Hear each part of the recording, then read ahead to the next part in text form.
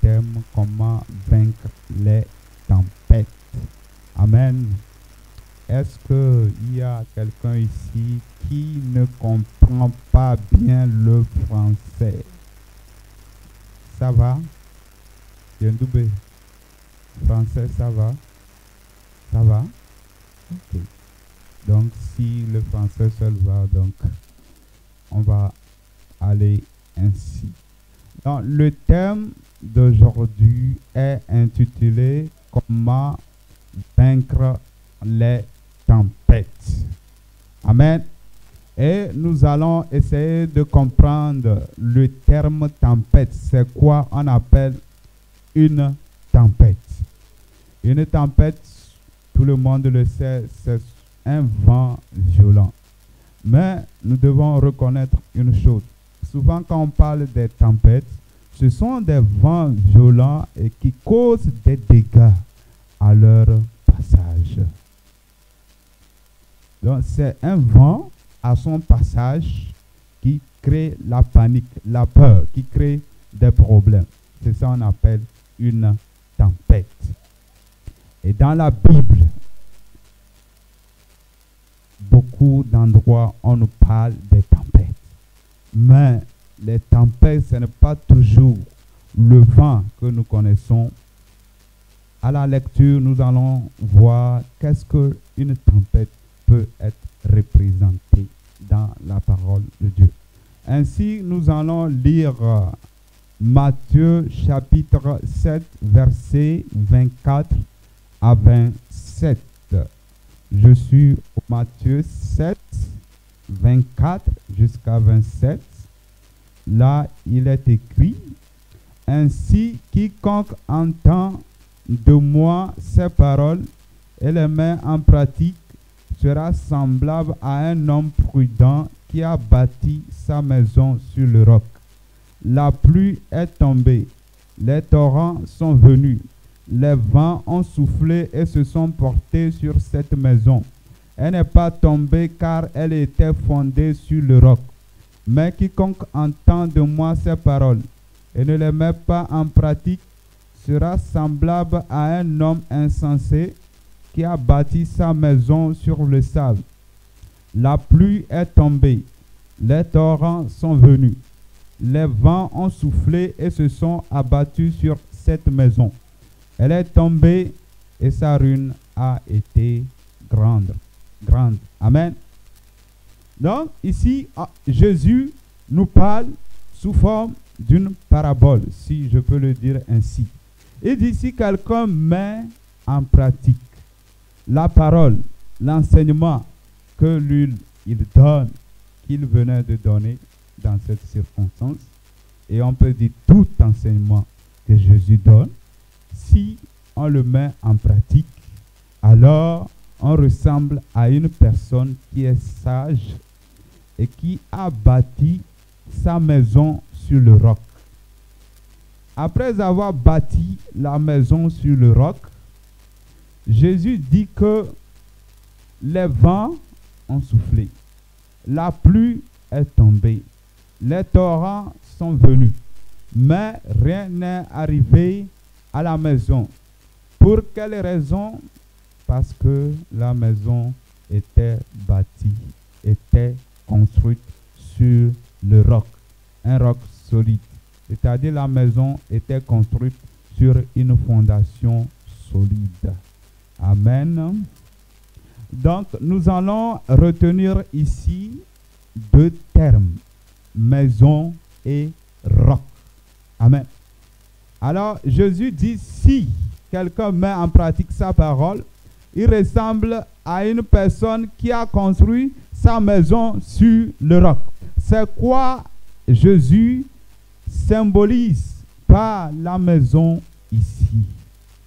La maison dont Jésus parle, ce ne sont pas les maisons que nous voyons ici.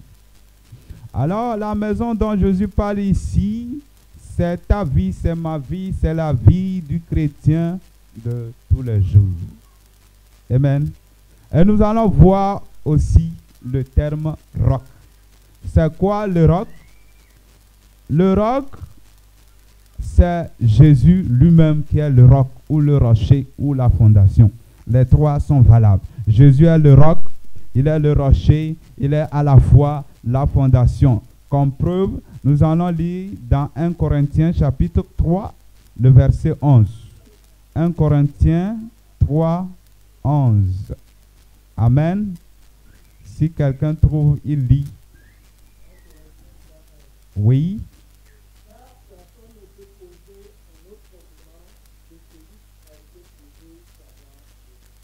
Amen. Donc, on vient de nous lire 1 Corinthiens 3, verset 11, où il est écrit « Car personne ne peut poser une autre fondation, savoir Jésus-Christ. » Donc, Jésus est la fondation selon 1 Corinthiens chapitre 3, verset 11. Il est la fondation, il est le roc lui-même. C'est pourquoi je disais ici, le roc dont Jésus parle dans ce passage, c'est Jésus lui-même. Et la preuve nous est donnée. Jésus étant la fondation ou le roc, si nous lisons Jean chapitre 1, verset 1 jusqu'à la fin, nous allons voir que là, il est dit que Jésus est la parole. Donc ce Jésus qui est le roc est encore la parole. Amen. Jésus est le roc et il est la parole. Donc nous allons savoir ici que Jésus disant que notre vie est comme une maison que nous avons construite. Et lui, Jésus, lui, il est la fondation. Mais il n'est pas la fondation de toutes les maisons. Il est la fondation de celui qui met en pratique la parole de Dieu. Et je disais, Jésus est roc, il est le roc, et le roc, c'est la parole de Dieu. Pour dire que si Jésus est notre fondation, ça veut dire que quoi? Que nous vivons tout simplement selon la parole de Dieu. Amen. Nous vivons tout simplement selon la parole de Dieu. Souvent, vous allez vous rendre compte que quand on construit une maison, la fondation n'est pas visible. On ne voit pas la fondation. Quand vous prenez ce local ou ce temple ici, la fondation n'est pas visible, mais c'est le temple seulement qui est visible. La fondation est cachée. Mais c'est la fondation là qui détermine la résistance du bâtiment. Je voulais dire par là que c'est à cause de cette fondation que le bâtiment peut tenir ou ne pas tenir. Si la fondation n'est pas bonne, lorsqu'il y aura les vents, les tempêtes et la pluie, le bâtiment va tomber. Mais si la fondation est bonne, alors le bâtiment, quelle qu'en soit la force des tempêtes, ce bâtiment ne va pas tomber, il va tenir solide. Amen. Il va tenir solide. Alors nous voulons être de quel côté? Donc ici je disais par qui, selon quoi tu vis, n'est pas visible, mais ta vie de tous les jours, les gens le voient. Amen. Par qui tu vis, selon quoi tu vis, n'est pas visible, mais ta vie de tous les jours est visible. Je voulais dire par là que ta vie que tu mènes de tous les jours, tu le vis par rapport à quoi? Qu'est-ce qui te pousse à agir? Quand les gens te voient parler dans la société ou dans l'entreprise où tu travailles, dans la maison, avec ta femme, la manière dont tu vis, la manière dont tu raisonnes, la manière dont tu te comportes, les gens le voient. Les gens le savent que telle personne, il est violent ou il est doux. Telle personne, il pardonne ou il ne pardonne pas. Telle personne, il vole ou il ne vole pas. Telle personne parle mal des gens ou ne parle pas mal des gens. Telle personne fait du bien aux gens ou ne fait pas du bien aux gens. Les gens le voient ainsi. Mais, qu'est-ce qui te pousse à vivre comme ça? C'est ça qu'on ne voit pas.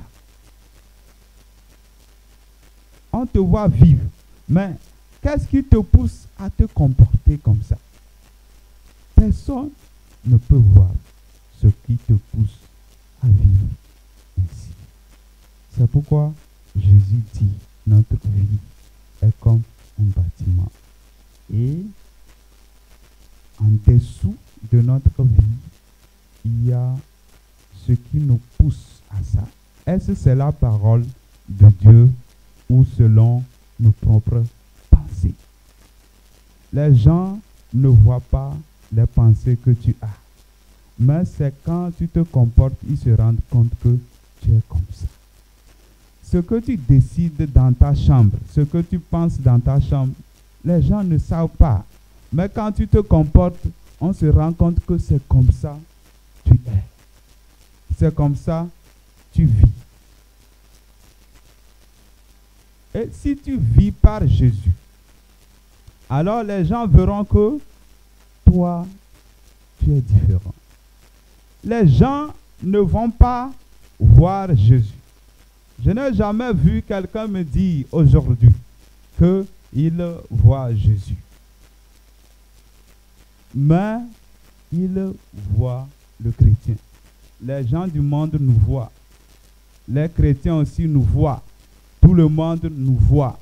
Mais Jésus-Christ, qui doit être la fondation de notre vie, alors ce Jésus-là, on ne le voit pas. Parce qu'il est quoi? Il est la parole. Et on ne peut pas toucher ou voir la parole. On ne voit pas la parole. Mais on nous voit vivre. On voit nos comportements, notre attitude, que ce soit au marché, partout, ce que nous faisons, on est en train de nous voir. Et comme Jésus l'a dit, que si tu mets en pratique sa parole, tu es comme celui qui a construit sa maison sur le roc. Et quand les tempêtes sont venues, la maison va tenir. Pour dire que si tu vis par Jésus, c'est-à-dire tu vis selon la parole de Dieu, aucune situation compliquée ou difficile ou quoi que ce soit ou complexe ne peut pas te renverser. Amen. Si tu vis selon la parole de Dieu, si tu vis par Jésus qui est la parole de Dieu, il est vrai, on ne le voit pas, mais tu vis selon cette parole qui était établie même avant la fondation du monde. Aucune situation ne peut te faire trembler, ne peut te faire tomber, ne peut t'empêcher d'avancer, mais tu vas tenir toujours dans le nom de Jésus-Christ. Amen. Là, les situations difficiles que Jésus représente par les tempêtes, quand ces situations vont venir, toi, tu seras calme parce que tu vis selon la parole de Dieu. C'est pour te dire que si des moments arrivent, des moments difficiles arrivent dans ta vie et que tu trembles et tu as des soucis et tu es en train de te poser des questions, c'est que tu ne vis pas la parole de Dieu. Tu ne vis pas selon la parole de Jésus. Tu ne vis pas par Jésus. C'est pourquoi l'apôtre Paul dit, si je vis, ce n'est plus moi qui vis, c'est Christ qui vit en moi. Je vis par la foi en celui qui est mort sur la croix pour moi. Ce qui fait que devant n'importe quelle situation, il n'a pas tremblé. Il a toujours persévéré jusqu'au bout. Amen. Et si Jésus, je le dis, est ta fondation, ce que tu dois savoir, nous allons le lire dans Jean chapitre 16, 33. Jean chapitre 16, 33.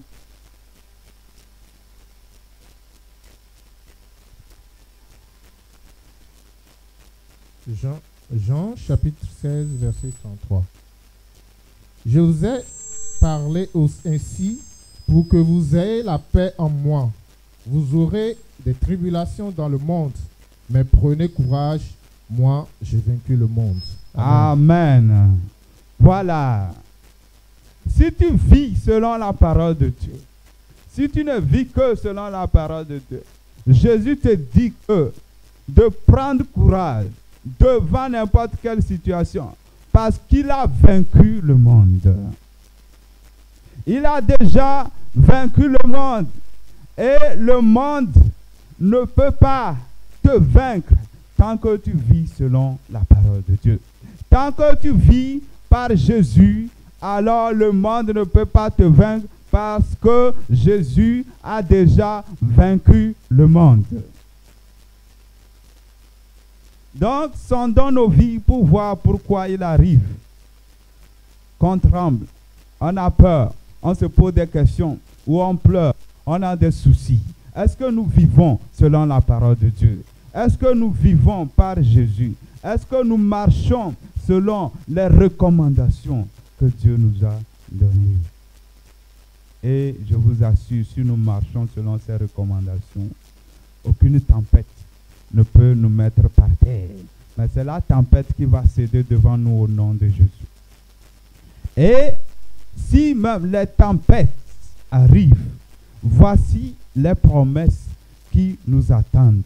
Nous allons lire Apocalypse chapitre 12, verset 11.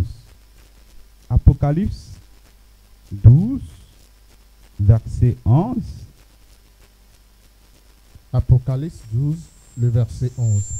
Ils l'ont vaincu à cause du sang de l'agneau et à cause de la parole de leur témoignage.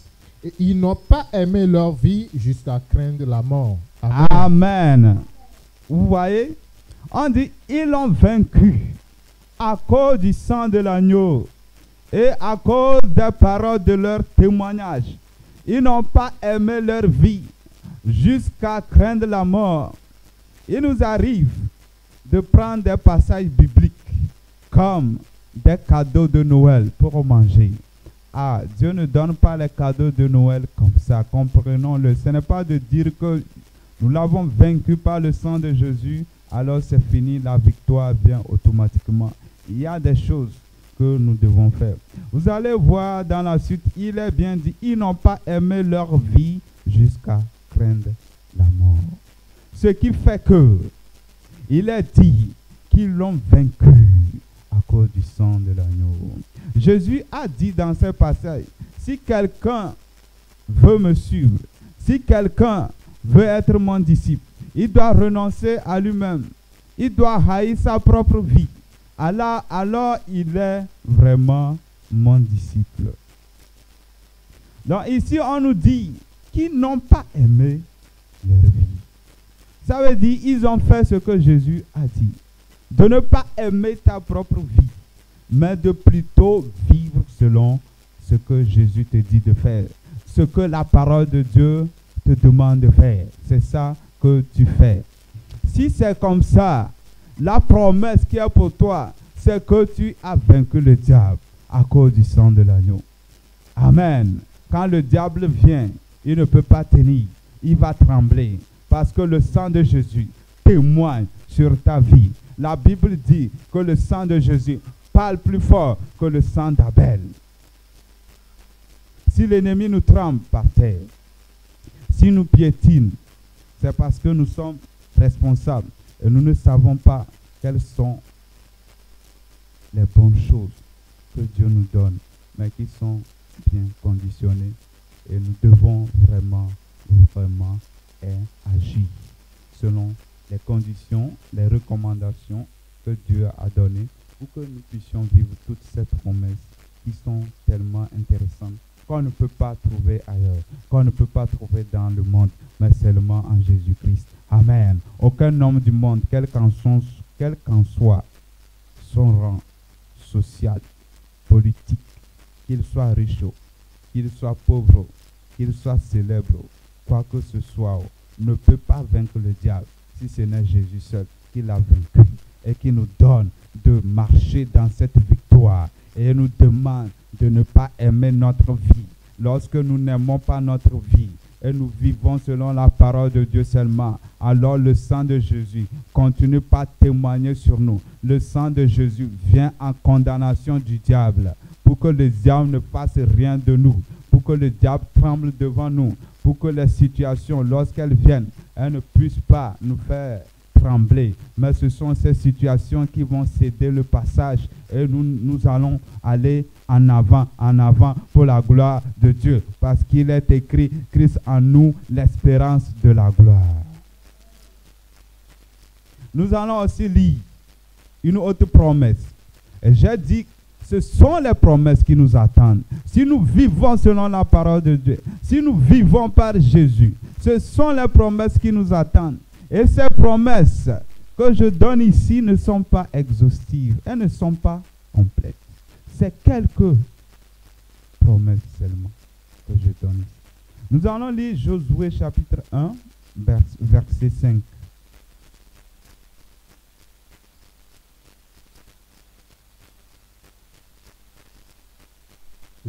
Josué chapitre 1, verset 5. Nul ne tiendra devant toi tous les jours de ta vie. Je suis avec toi comme je l'ai été avec Moïse. Je ne te délaisserai pas, je ne t'abandonnerai pas. Amen. Amen. Mais quelle bonne promesse. On dit, nul ne tiendra devant toi tant que tu vivras. Nul. Qu'il soit un homme, qu'il soit un esprit, qu'il soit une situation, Dieu dit qu'il ne peut pas tenir devant toi tant que tu vis. Nul ne tiendra devant toi tous les jours de ta vie. Amen. On n'a pas dit quelques jours de ta vie. Tous les jours de ta vie. Nul ne tiendra devant toi. Aucun homme qui veut t'empêcher de faire le plan de Dieu ne peut tenir devant toi. Aucun problème ne peut t'empêcher d'aller jusqu'au bout.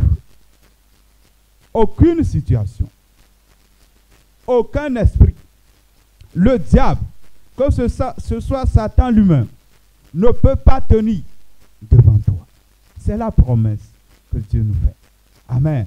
Est-ce que c'est ce que nous vivons? Nous devons nous poser des questions. Et si nous ne vivons pas ça, est-ce que les promesses que Dieu a faites ne sont pas vraies? Est-ce que Dieu s'est trompé? Non, Dieu ne s'est pas trompé. Ce sont nous-mêmes qui sommes responsables lorsque nous passons par des moments où on ne s'en sort pas. Nous sommes responsables. Un prophète a dit que de sonder nos vies, de ne pas accuser Dieu. Dieu, pourquoi ça? Dieu, pourquoi ça? C'est nous-mêmes qui sommes responsables des problèmes qui nous arrivent. Dieu n'en est pour rien. Amen. Dieu n'en est pour rien. C'est nous-mêmes. Si ça ne va pas dans ta vie, pose-toi des questions. Cherche la face de Dieu. Certainement, il te demande de faire quelque chose que tu ne fais pas. C'est pourquoi tu n'as pas la paix. C'est pourquoi tu as des soucis. C'est pourquoi tu cries tous les jours. Mon Dieu, où es-tu? Dieu, on ne peut pas dire Dieu, tu es où? Dieu, il est là. Amen. Il est à côté de toi. Amen. Il n'est pas loin. Il n'est pas loin de toi. Il est à côté de toi. Même si tu veux t'éloigner de Dieu, Dieu, lui, ne va pas chercher à s'éloigner de toi. C'est toi qui peux vouloir t'éloigner de Dieu par la vie que tu mènes. Autrement, Dieu ne peut pas décider de s'éloigner de toi comme ça, si tu ne fais pas le mal. Amen. Amen. Nul ne tiendra devant toi. Tout le monde voudra vivre dans cette situation où rien ne peut t'empêcher d'atteindre l'objectif que tu as. Et vous allez vous rendre compte que c'est lorsque Moïse était mort que Dieu a fait la promesse à Josué. Josué, Dieu le voyait depuis, mais Dieu ne lui a jamais dit, nul ne tiendra devant toi. Dieu était en train d'observer Josué. Comment Josué servait Moïse. Il le regardait comme ça pour voir où il ira. Et quand Moïse était mort, Dieu a trouvé en Josué une personne qui sera fidèle. Mais quand Dieu lui dit, nul ne tiendra devant toi, vous allez savoir que Dieu a donné une mission à Josué, que Josué doit accomplir. Alors c'est dans cette mission-là que Dieu lui dit que personne ne peut l'empêcher. Ce n'est pas que Josué va se lever pour faire ce qui lui plaît et il va réussir facilement. Non, c'est seulement par rapport à la mission que Dieu donne à Josué qu'il est en train de lui dire que nul ne peut tenir devant toi. Amen. Et toi aussi, la mission que Dieu a pour toi se trouve dans la parole de Dieu, se trouve dans le Réma. Amen. Quelqu'un va dire c'est quoi j'appelle dans le Réma. Le Réma, c'est la parole de Dieu révélée. Amen. Nous avons la Bible. Nous avons l'Écriture. C'est écrit noir sur blanc. Et le grec l'appelle le Logos. Amen. C'est la parole de Dieu écrite. Et dans cette parole, en lisant la parole, Dieu te parle à travers la parole. Dieu te révèle.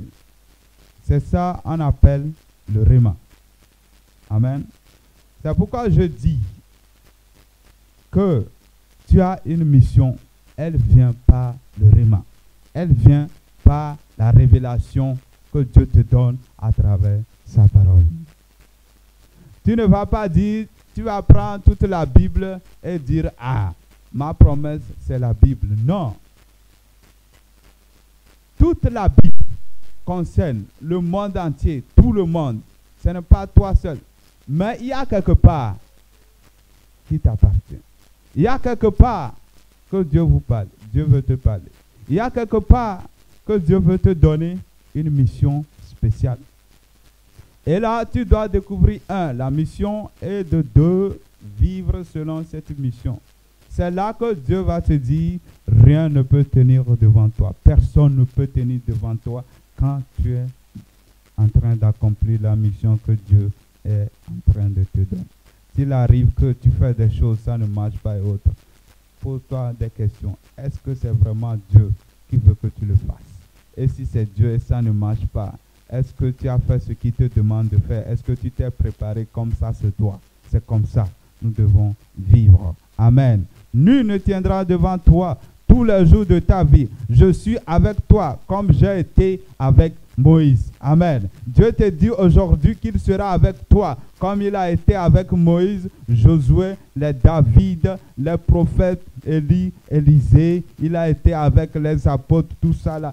Dieu n'abandonne jamais tous ceux qui lui sont fidèles. Amen. Si tu vis selon sa parole, si tu vis par Jésus, si tu mets en pratique la parole de Dieu, alors nul ne peut tenir devant toi. Personne ne peut t'empêcher d'aller jusqu'au bout. Personne ne peut t'empêcher de réussir. Tu réussiras au nom de Jésus. Tu iras de l'avant au nom de Jésus. Et la gloire de Dieu viendra dans ta vie.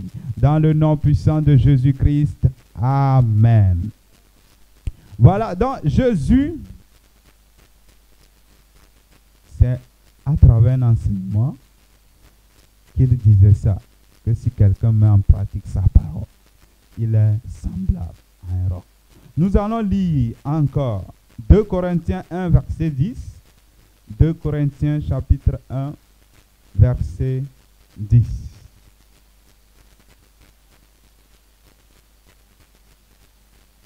« 2 Corinthiens 1, le verset 10. Il dit, « C'est lui qui nous a délivrés et nous délivrera d'une telle mort. Oui, nous espérons qu'il nous délivrera encore. » Amen. Amen.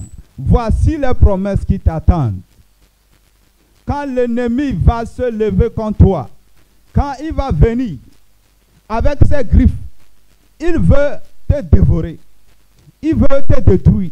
Parce que tu as décidé de suivre Jésus, le Fils unique de Dieu, le seul sauveur de l'humanité. Tu as décidé de le suivre et tu t'es fait ennemi du diable. Il veut te détruire. Il veut te décourager. Il veut te détourner de ce chemin. Lorsqu'il vient, alors la Bible nous dit que Dieu va nous délivrer des mains du diable. Il ne va pas nous laisser comme ça. L'apôtre Paul dit que Dieu qui m'a délivré, il va encore me délivrer. Et la promesse, elle est là pour nous tous également. Amen. Si tu es dans des situations où tu te poses des questions, crois que le Seigneur, il va te délivrer. Amen.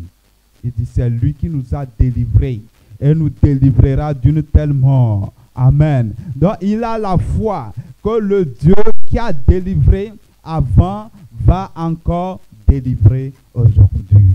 Ayons la foi que le Dieu qui a fait des choses de par le passé, il va encore le faire aujourd'hui. Parce que la Bible dit, Jésus est le même hier, aujourd'hui et éternellement. Quand nous lisons même le verset 9, là, il est écrit, mais nous, en nous-mêmes, nous avions accepté notre arrêt de mort afin de ne pas placer notre confiance en nous-mêmes, mais en Dieu qui ressuscite les morts. Amen. Donc, il est arrivé un moment où l'apôtre Paul se disait que mon arrêt de mort a été déjà décidé au ciel. Mais Dieu lui a fait comprendre que sur la terre, on a décidé ta mort, mais au ciel, tant que ce n'est pas décidé, ça ne viendra pas au nom de Jésus. Donc, il se disait, mais c'est fini pour nous. Ils étaient arrivés dans une situation où ils voyaient sa mort vis-à-vis. Et il se disait, la seule espérance pour lui de vivre encore sur terre, ce n'est que par la résurrection. Mais Jésus n'a pas dit le dernier mot. Et après avoir traversé cette situation pénible, difficile, où on ne peut imaginer de sortir d'une situation si difficile, mon frère ou ma soeur, la situation que tu traverses, elle n'est pas la plus difficile. Amen. Elle n'est pas la plus difficile. Si Dieu a délivré les gens des situations plus difficiles que pour toi, il peut te délivrer également. Et il te demande de mettre ta confiance en lui. Il te demande de vivre par lui. Il te demande de lire la parole de Dieu. Il te demande de vivre selon cette parole. Il te demande de renoncer au monde, de renoncer à ta propre vie, de renoncer à ta propre volonté et de vivre seulement par Dieu. Et tu verras ce qu'il va faire dans ta vie. Il va te délivrer de la situation et tu vas lui rendre toute la gloire. Amen. Donc, c'est comme ça Dieu a fait dans la vie de Paul, où il ne s'attendait que à sa mort. Et Dieu l'a délivré. Et après cette situation, les situations difficiles, compliquées, sont encore arrivées devant la face de Paul. Hey, il est là devant les situations. Et ça ne part pas. Et ça perdure. Amen. vous allez vous rendre compte que l'apôtre Paul, il a vraiment la foi en Dieu. Il sait que Dieu peut délivrer. Il se rappelle que Dieu l'a délivré des situations vraiment difficiles. Mais il était arrivé encore dans des situations difficiles. Si Dieu l'avait délivré en même temps de ces situations, il n'allait pas dire que le Dieu qui m'a délivré va encore me délivrer. Parce que Dieu l'a délivré. Oui, il a la foi que Dieu l'a délivré. Mais ça veut dire qu'il est arrivé à un moment, il se posait des questions.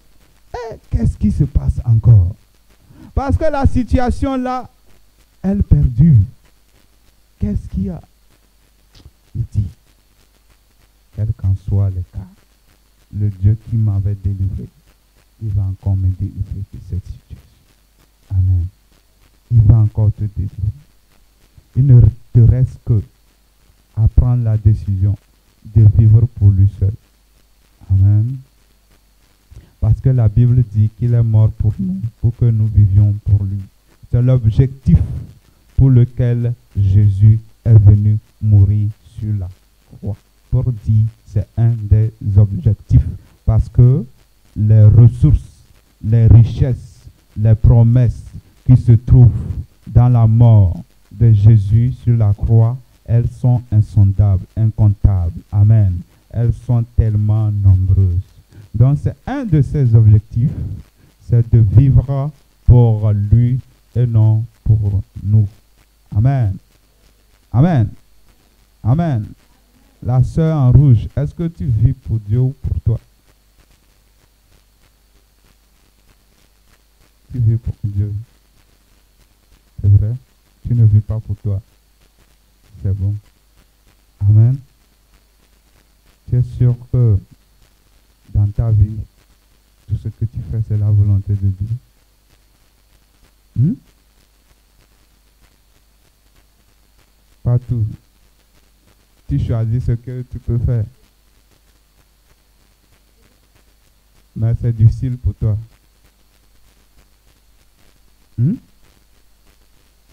Bon, pourquoi tu ne fais pas tout?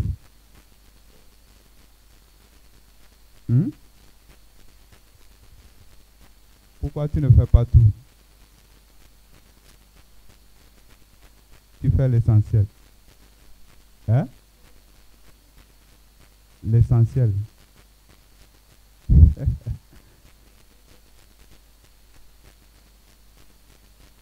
Amen. Gloire à Dieu. Donc il faut faire de mieux en mieux, n'est-ce pas?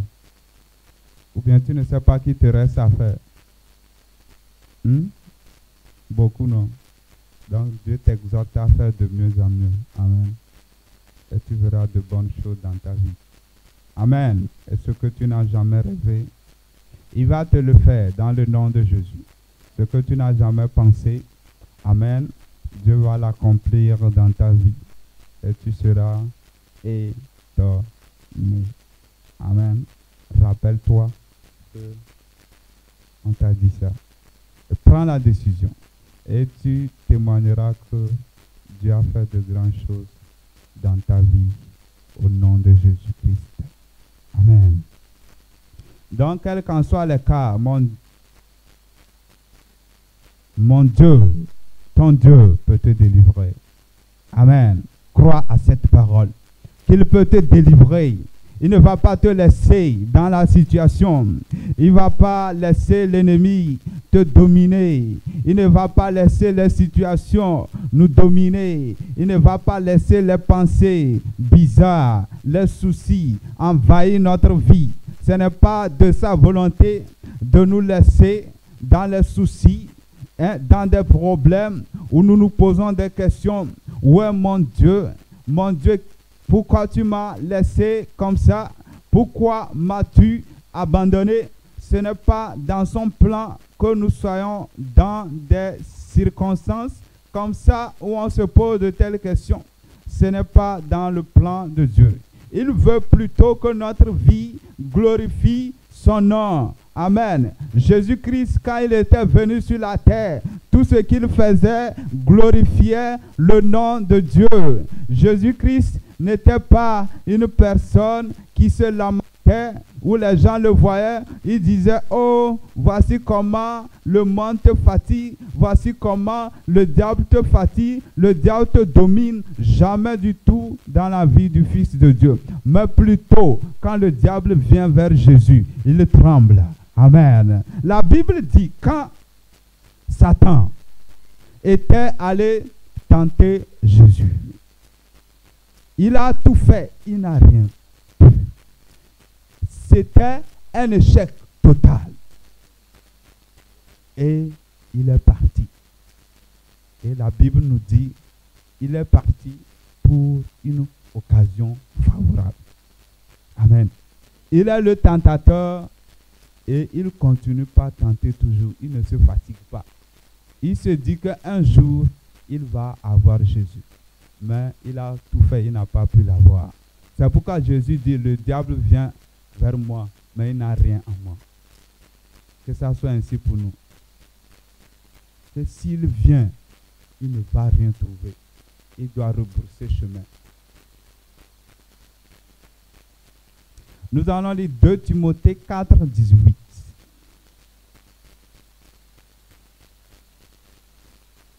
De Timothée 4, verset 18. Il lit, le Seigneur me délivrera de toute œuvre mauvaise et me sauvera pour me faire entrer dans son royaume céleste. À lui la gloire au siècle des siècles. Amen. Amen. Voilà, c'est la parole de qui ici? C'est la parole de l'apôtre Paul, une personne consacrée à Dieu, qui connaît bien Dieu. Il dit, le Seigneur me délivrera de toute œuvre mauvaise. Je ne pense pas qu'il est en train de dire que le Seigneur va le délivrer de sa mauvaise vie. Il parlait ici à Timothée. Donc l'apôtre Paul était déjà entré dans le ministère, il était arrivé à un niveau déjà élevé, c'est-à-dire il a beaucoup fait pour Dieu avant d'écrire à Timothée. Et il disait que le Seigneur va le délivrer de toute œuvre mauvaise. Je ne pense pas qu'il est en train de dire le Seigneur va me délivrer de ma mauvaise vie. Non. Il est en train de parler ainsi des œuvres diaboliques. L'apôtre Paul, quand vous lisez Éphésiens 6, verset 12, il a parlé de quoi? Les dominations, les autorités, les esprits méchants dans les lieux célestes. C'est-à-dire, le diable est un être qui, étant chassé par Dieu au ciel, il est devenu tellement méchant, tellement mauvais. Je ne sais même pas quel adjectif prononcer pour le diable. Il est méchant, il est mauvais, il ne cherche qu'à détruire, à faire le mal. Tu lui as fait du mal ou pas, il cherche à te détruire. Tout simplement parce que tu suis Dieu. Parce que tu n'es pas de son côté, il cherche à te détruire. Il cherche à te tuer. Amen. Je me rappelle même quand on était au village, dans un village lointain quelque part. Tu n'as même pas besoin d'être chrétien. Si tu es intelligent à l'école, les sorciers vont te tuer. Qu'est-ce que cet enfant-là, il a fait? Qu'est-ce qu'il a fait? Il allait insulter le diable parce que Dieu l'a créé comme ça. Satan, il est jaloux. Et il veut détruire ce qui est bon. C'est pourquoi l'apôtre Paul disait, Dieu va me délivrer de toute œuvre mauvaise. Ils ont formé des projets maléfiques contre la vie de Paul. Parce qu'il prêche l'évangile et les gens sont sauvés. Ils ont formé des projets partout. Ils veulent le tuer. Ils veulent le détruire. Ils parlent mal de lui. Ils font tout. Mais il sait qu'il y a une promesse que Dieu va le délivrer de toute œuvre mauvaise. Et certes, ayant cette foi, Dieu l'a délivré de toute œuvre mauvaise. Il dit, me sauverait pour me faire entrer dans son royaume céleste. Vous voyez, Dieu va le sauver. va le délivrer avant qu'il n'entre dans le royaume. À lui soit la gloire au siècle des siècles. Amen. Donc c'est lorsque Dieu nous délivre de ces mauvaises œuvres que sa gloire se manifeste. Ce n'est pas que Dieu va nous laisser dans les mauvaises choses, dans les mains du diable, pour qu'il fasse du mal de nous. Mais c'est que Dieu va nous délivrer dans le nom de Jésus. Amen. Alors nous passons à une deuxième partie de l'enseignement. Ici, on parlait de l'enseignement que Jésus a donné, selon lequel celui qui vit selon la parole de Dieu est semblable à une personne qui a construit sa maison sur le roc. Les vents ont soufflé, rien n'est arrivé à la maison parce qu'il a construit sa maison sur le roc. Et je disais que la maison dont Jésus parlait, c'est notre vie. Et le roc, c'est Jésus lui-même. C'est-à-dire, si nous vivons selon la parole de Dieu, qui est Jésus lui-même, alors, quand les situations difficiles vont venir, nous n'allons pas tomber, mais nous irons jusqu'au bout. Amen. Donc, c'est l'enseignement que Jésus a donné. Maintenant, qu'est-ce que Jésus va faire? Il va laisser les disciples à qui il a donné cet enseignement-là de passer par l'étape de l'expérience. Ainsi, nous allons lire Matthieu chapitre 8, 23 à 27. Matthieu 8, 23 et jusqu'à 27 plutôt. Matthieu 8, versets 23 à 27. Il monta dans la barque et ses disciples le suivirent. Alors, il se leva sur la mer une si forte tempête que la barque était couverte par les vagues. Et lui, il dormait. Les disciples s'approchèrent de lui et le réveillèrent en disant, « Seigneur, sauve-nous, nous périssons. » Il leur dit, « Pourquoi avez-vous peur, gens de peu de foi ?» Alors il se leva, menaça les vents et la mer, et un grand calme se fit. Plein d'admiration, ces hommes se disaient, « Quel est celui-là, car même le vent et la mer lui obéissent. » Amen. Amen. Amen. On dit, Jésus monta dans une barque et les disciples le suivirent. Verset 4.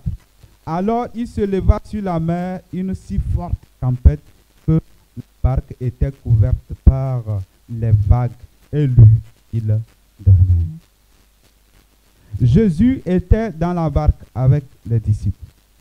On dit une tempête forte, comme je le dis, les tempêtes, les vents violents qui causent des ravages. La tempête est venue sur la mer et ils étaient sur la mer. Et l'eau commençait par rentrer dans la barque. Et la Bible dit, et Jésus dormait. Je me pose la question. Jésus ne savait pas qu'il y a une tempête et qu'il dormait. Est-ce qu'il était mort? Moi, je pense que quand il y avait ce vent et l'eau rentrait, Jésus a su vraiment qu'il y avait une tempête. C'est être mort pour que tu es dans une barque, le vent souffle, l'eau rentre. Ce n'est pas un petit vent. Et toi, tu n'es pas conscient.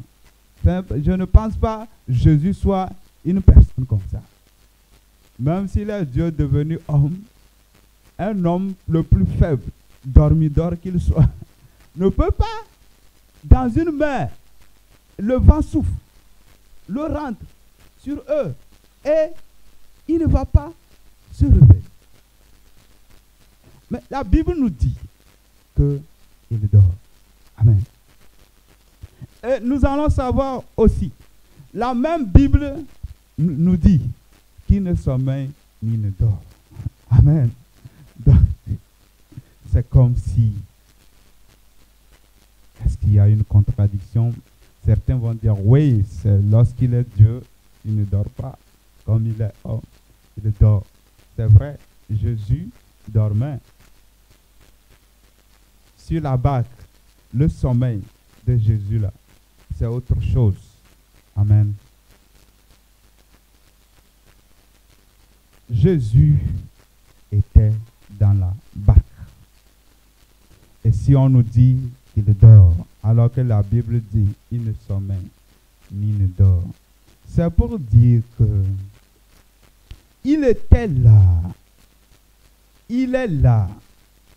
Il a vu la tempête venir. Il n'a pas tremblé. Il s'est tué plutôt pour voir comment les disciples vont réagir. La preuve, quand ils l'ont réveillé, il n'a pas dit « Ah, mais il fallait me réveiller depuis. Vous m'avez laissé dormir. J'allais prier pour que la tempête s'arrête. » Il n'a pas dit ça. Il a dit « Où est votre foi ?» Jean de peu de foi. C'est ce qu'il a dit. Donc, normalement, il ne voulait même pas qu'on le réveille. Il ne voulait pas. Si quelqu'un veut que tu le réveilles, tu vas le réveiller, il va te poser question. Pourquoi tu fais ça? Il a dit, où est votre foi? Jean de peu de foi. Pourquoi avez-vous si peur? Dans Luc, là, il est bien dit, où est votre foi? Ici, on nous dit, pourquoi vous avez peur? Donc, c'est pour nous enseigner encore quelque chose. Jésus vient de leur enseigner. Jésus vient d'expliquer aux disciples que si tu vis selon la parole de Dieu, si tu vis par moi, Jésus qui suit la parole de Dieu, quand la tempête va venir, elle ne peut rien te faire. Amen.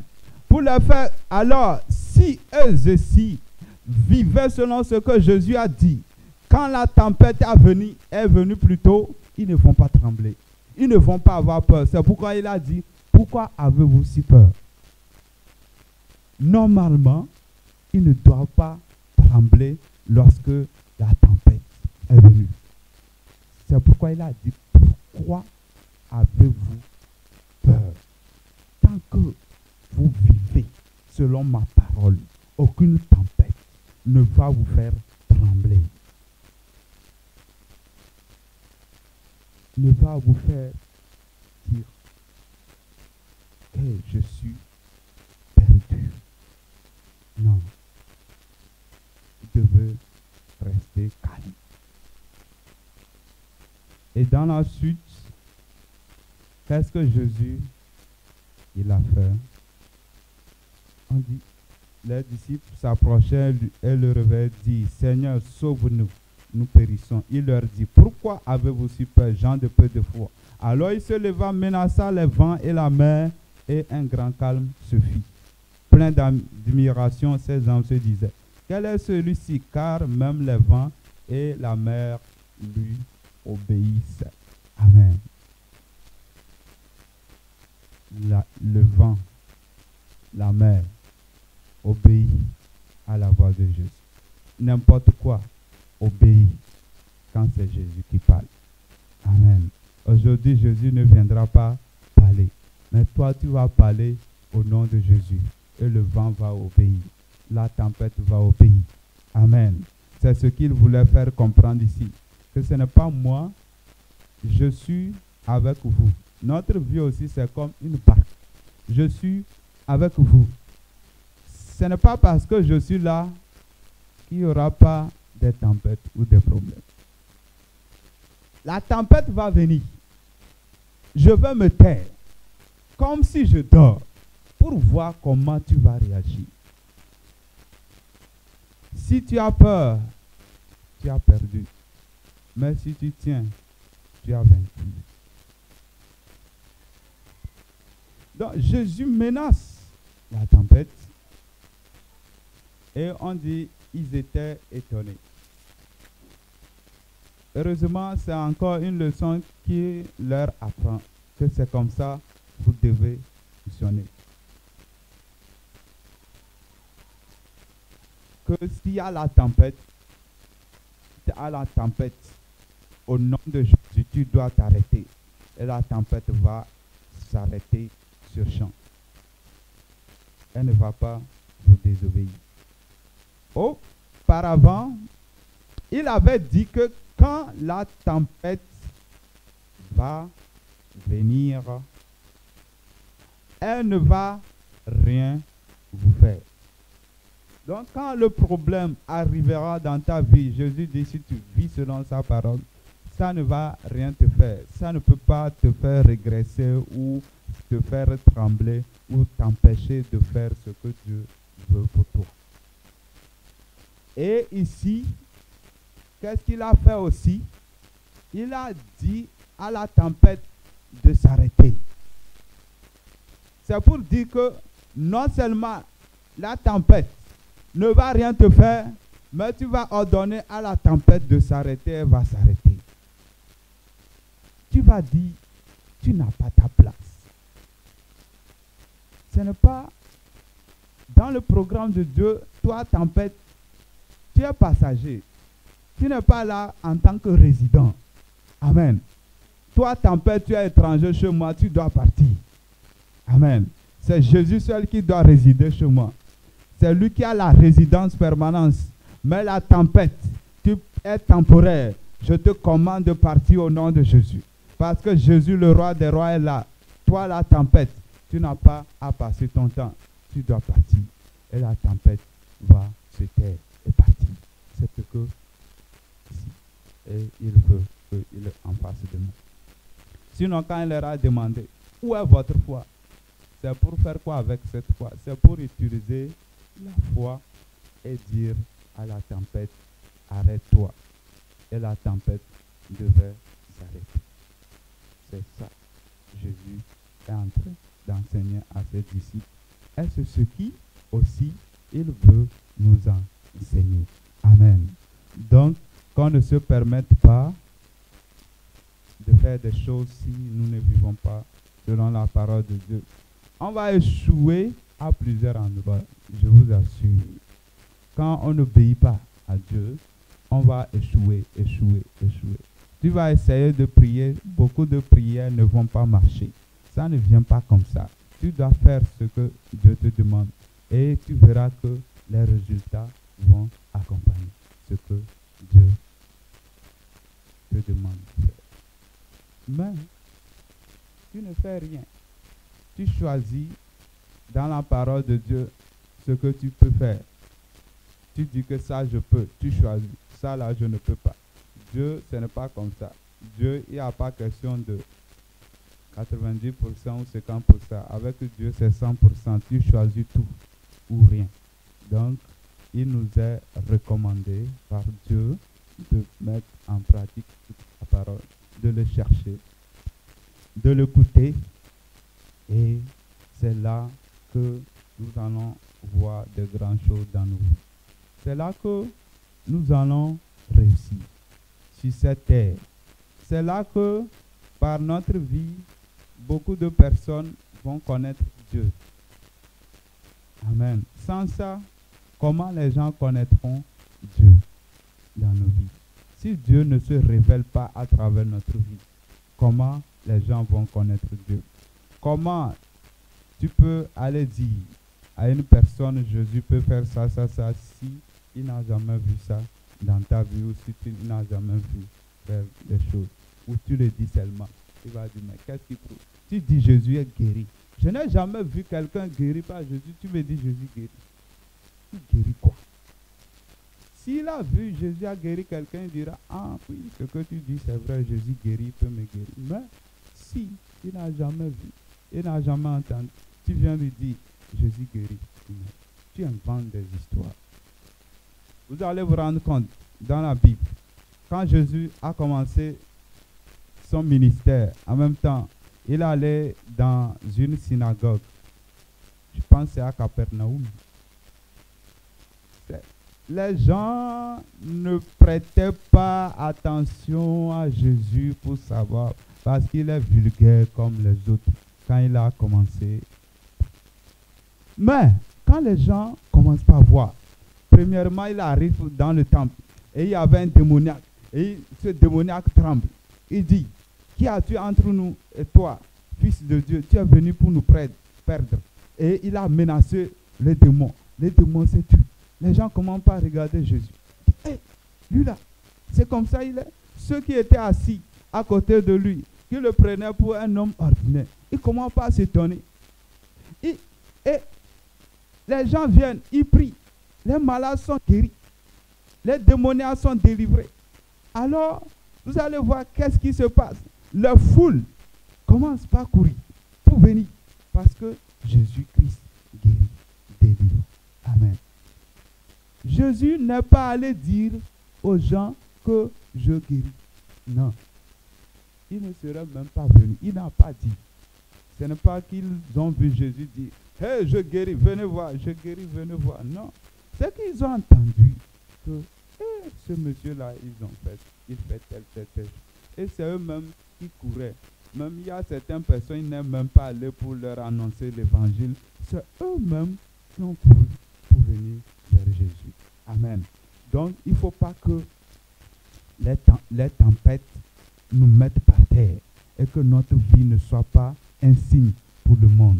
La Bible dit que nous devons être un signe pour le monde. Amen. Que notre vie soit un signe. Que les tempêtes ne nous mettent pas dans la même situation que quelqu'un qui ne connaît pas Dieu. Toi, tu es différent des autres. Toi, tu connais Dieu. Le même problème qui t'arrive et la manière dont l'homme qui ne connaît pas, toi, tu vas agir autrement. Alors, il saura que toi, tu as quelque chose de spécial. Qu'est-ce qui a fait que moi, j'ai eu ça et puis c'est fini pour moi, mais toi, tu as pu t'en sortir. Et toi, c'est fini pour toi. Et il va dire, et tu vas lui dire, c'est Jésus qui a fait ça. Et il va te suivre. Amen. Et la seule condition, je le réitère, c'est de vivre selon la parole de Dieu. Autrement, nous ne pouvons pas être un signe pour le monde. Que Dieu vous bénisse, qu'il nous bénisse d'avoir écouté cette parole aujourd'hui et qu'il nous aide à mettre ça en pratique dans le nom de Jésus. Amen. Parce que